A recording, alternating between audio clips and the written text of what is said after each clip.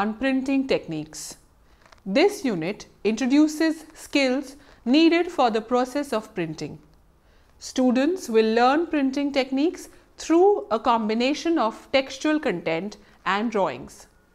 This unit comprises of 3 modules and a final review section that invites you to reflect on what you have learned.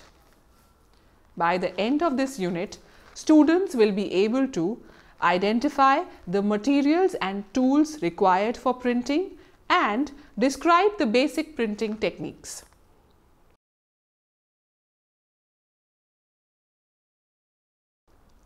The first module gives an overview of the development of printing and the different materials and tools used in printing. In the first section, you will be introduced to different printing techniques. Block printing is the process of transferring color, pattern, motifs or decorations to fabric. This can be done using one or more colors in any one of a variety of methods or techniques. It involves the surface application of color in a predetermined pattern, design or motif by manual or mechanical, direct or resist methods. Colorants used in printing contain dyes thickened to prevent the color from spreading by capillary action beyond the limits of the pattern or design. In printing, wooden blocks, stencils, engraved plates, rollers, screens, transfers and digital printing methods can be used for employing colors on the fabric. Traditional textile printing techniques may be broadly categorized into 4 styles. In the direct printing style, colorants containing dyes, thickeners and mordants or substances necessary for fixing the color on the cloth are printed in the desired pattern. In the mordant style, a mordant is printed in the desired pattern prior to dyeing the cloth. The color adheres only where the mordant was printed. In the resist dyeing style, a resist substance is applied onto the fabric that is subsequently dyed. The resist areas do not accept the dye, leaving uncolored patterns against a colored ground. In the discharge printing style, a bleaching agent is printed onto previously dyed fabrics to remove some or entire color. Resist and discharge techniques were particularly fashionable in the 19th century, as were combination techniques in which indigo resist was used to create blue backgrounds prior to block printing of other colors. Modern industrial printing mainly uses direct printing techniques. There are several distinct methods at present in use for producing colored patterns on cloth, such as hand block printing, perrotine printing, engraved copper plate printing, roller printing, cylinder printing or machine printing, stencil printing, screen printing, transfer printing, electrostatic printing, photo printing and digital textile printing. Wood block printing on textiles is the process of printing patterns on textiles, usually of linen, cotton or silk, by means of incised wooden blocks. It is the earliest, simplest and slowest of all methods of textile printing. Block printing by hand is a very slow process. It is, however, capable of yielding highly artistic results, some of which are unobtainable by any other method. This is a wood block used for textile printing. The word printing implies a process that uses pressure, being derived from a Latin word meaning pressing. The German word Druck for print also means pressure. And there is no doubt that the first textile printing technique, that is making impressions, was using blocks with raised printing surfaces which were inked and then pressed onto the fabric. By repetition, the image from a single block builds up into a complete design over the fabric area. Some early blocks were made of clay or terracotta, while others were made of carved wood. Wooden blocks carrying design motifs were found in tombs near the ancient town of Panopolis in Upper Egypt. The realization that certain colorless materials could be used as mordants to fix dyes extracted from plants and minerals, and the discovery that different mordants applied first gave different colors with the same dye, was a vital step in the prehistory of dyeing and printing. Where this style of printing originated, whether in India, Egypt, China or elsewhere, is not clear. Experts state that an early variety of cotton dyed with madder around 3000 BC was found in jars in the Indus Valley. Evidences of madder dyed flax fabric were also found in Egypt dating to 1400 BC. In China, the dyeing of silk was developed very early, and China is credited with the invention of paper printing, and therefore it may have been the birthplace of fabric printing. A stencil is a thin sheet of material such as paper, plastic, wood or metal with letters or a design cut from it. This is used to produce the letters or design on an underlying surface by applying color through the cutout holes in the material. The key advantage of a stencil is that it can be reused to repeatedly and rapidly produce the same design. The design produced with a stencil is also called a stencil. Painting stencils can be made for one-time use. Typically, they are made with the intention of being reused. To be reusable, they must remain intact after a design is produced and the stencil is removed from the work surface. Stencil paintings of hands were common throughout the prehistoric period. Stencils may have been used to color cloth for a very long time.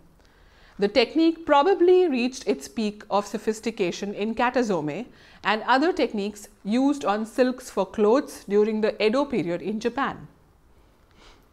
The earliest use of stencil was found in Japan from 8th century. The early stencils were fragile and broke easily. Therefore, most of the early stencil designs were bold and clumsy. The Japanese transformed stenciling into an art form known as katazome. In this technique, sets of identical stencil are cut with a long thin knife from paper made from waterproofed mulberry fiber. One sheet is brushed with adhesive and silk threads or strands of hair are glued on in several directions like a net. A second sheet is then glued on top. Color is then applied through the stencil with a soft brush. Some of the most sophisticated stencils are thus made in Japan. In Europe, from about 1450, they were commonly used to color old master prints printed in black and white, usually woodcuts. This was especially the case with playing cards, which continued to be colored by stencil long after most other subjects for prints were left in black and white. Stencils were used for mass publications as the type did not have to be handwritten. In this section, you will learn about the materials and tools that are used to print fabrics. The tools used for printing are printing surface such as a table, pearl pins, pigment colors, binder and fixer, and containers to mix the pigment and binder. The tools used for block printing are wooden blocks, block printing tray, metallic mesh, foam sheet, muslin fabric, newspapers and pre-washed fabric pieces.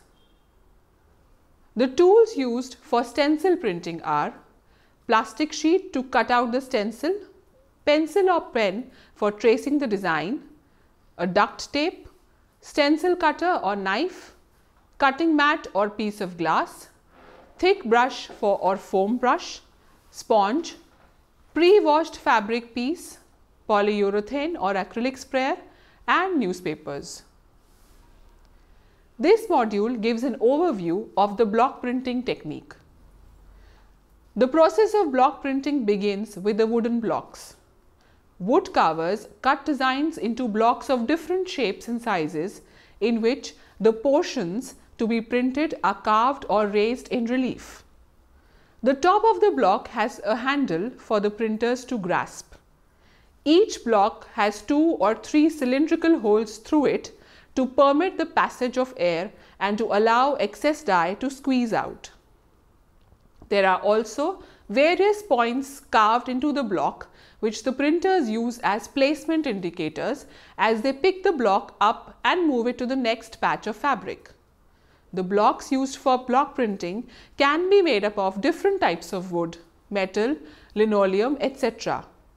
Designs on wooden blocks with very fine lines which are not possible to be carved are made by inserting pieces of copper strips. The number of blocks required for printing depend on the number of shades in the designs. Yes. The pigment printing process consists of 6 steps. These are displayed here. We will look at each step in detail. The pigment printing process consists of pre-treatments, followed by block or stencil printing, followed by drying, then further drying, followed by curing, rinsing, which is the last step. Prior to the printing process, bleached fabric may be sourced readily from the market. One needs to ensure that no surface impurities or starch remain on the fabric, as starched fabric cannot absorb the dyes properly. Any existing starch on the fabric may be removed by thorough washing. The next step is to prepare the printing surface, that is the table consisting of 3 layers: foundation, padding and cover cloth. This is the table surface or wooden board. Padding can be done by spreading multiple layers of felt, jute, old woolen blanket, etc. to a thickness of an inch. The cover cloth over the padding can be secured to the underside of the board or the table by using smooth cotton muslin or light canvas fabric. This picture shows the setting up of the printing table. The next part of block printing is the preparation of the printing paste, which comprises of the following activities. For block and stencil printing, pigments are used as coloring substances.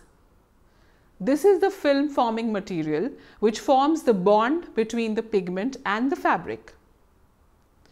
Thickeners are used in the form of emulsion that give a thickness to the pigments. This can then be easily applied to the fabric surface.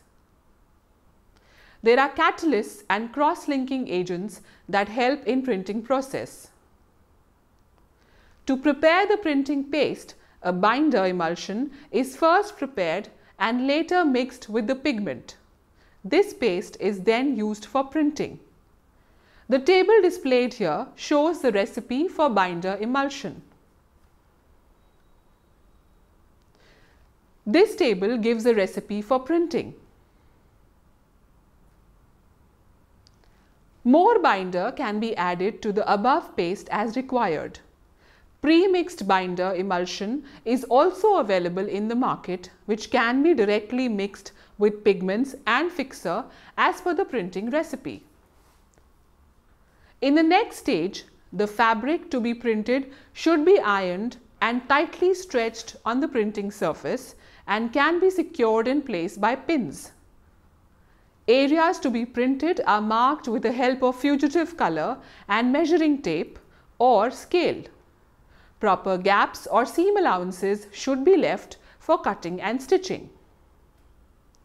A printing tray is required to be prepared prior to beginning the process of printing.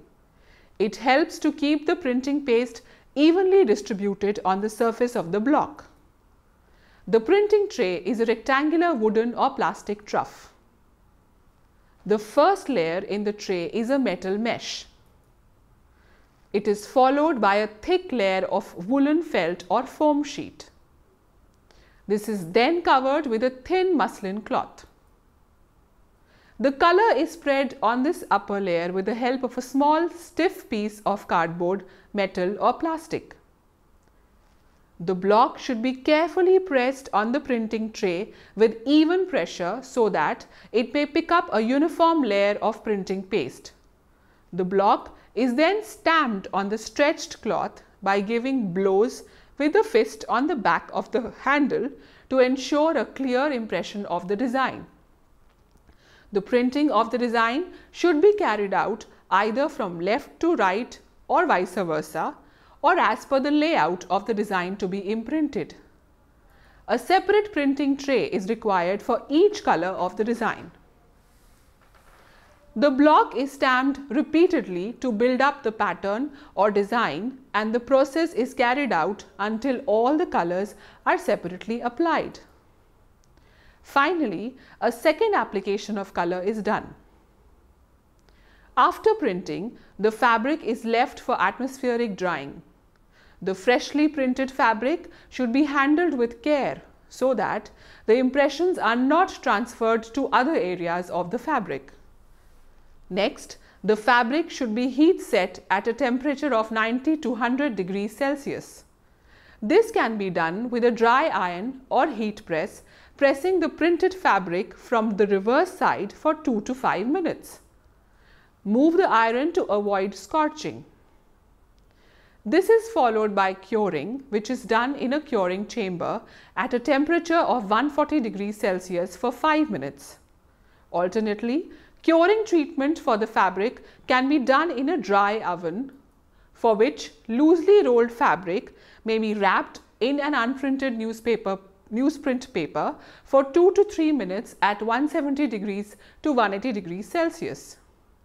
If required, this may be followed by rinsing the fabric in a neutral detergent. Now that you have learned the process of block printing, the final module will give you an overview of the stencil printing technique. There are 5 steps in the process of stencil printing: preparing the stencils, drawing the design, carving out the shapes, creating bridges, and sealing the stencil. The process of stencil printing begins with the preparation of stencils. Stencils are made by cutting out shapes or designs from a flat sheet of stiff paper or stiff plastic sheet with a sharp pointed knife. Trace or draw the design on the stencil material using a marker or pen. The design should be carefully planned, ensuring that all sections of the image remain joined by bridges. Use a sharp knife or cutter to carve out the shapes in the stencil over a cutting mat. Any shape, if cut out completely from the stencil, would fall out of the pattern, leaving a spot or gap. To prevent this, some form of a tie is used to link the shape to the main design on the stencil. The outlines of the shapes are therefore broken at convenient points by cutting the stencil partially. This uncut portion serves as a tie to support the inside parts. These ties are commonly known as bridges. The bridges or connecting areas in the stencil may be reinforced by a packing tape or duct tape. Silvers of tape can be used on both sides of the stencil to strengthen thinner shapes in the designs as well as to repair any mistakes. The cutout design will be the positive printed shape. After completing the cutout on the stencil, it is important to further reinforce and seal the stencil by spraying it with commercially available acrylic or polymeric sprays. This sealing protects the stencil from dampness during the application and cleaning process. After assembling all the materials, one can start printing using a stencil. The fabric to be printed should be free from creases and should be stretched out on a printing surface. The pre-treatment and the preparation of printing paste remains the same as for block printing. The preparation of printing paste for stenciling is the same as for block printing. It may be poured into a shallow container and can be applied to the fabric through the stencil using a foam brush. One needs to ensure that the brush is not overloaded with paste. The brush may be daubed repeatedly up and down in the container to ensure the even coating of the brush surface with the paste. The application of the brush should begin from the middle of the stencil in the largest cutout area. The brush should not be glided in the open areas of the stencil as it leads to seeping of the print paste under the edges. Thus, instead of one single application, several coats should be made to develop the design, since a relatively dry application ensures better print. After applying color to all areas, the stencil may be peeled off starting from one corner. The stencil must be cleaned after 3 to 4 applications by a sponge. The post-printing process to be followed should be the same as described in block printing. You have now reached the end of this unit. To summarize, in this unit, you learnt about the 2 basic printing methods, block printing and stencil printing. Thank you.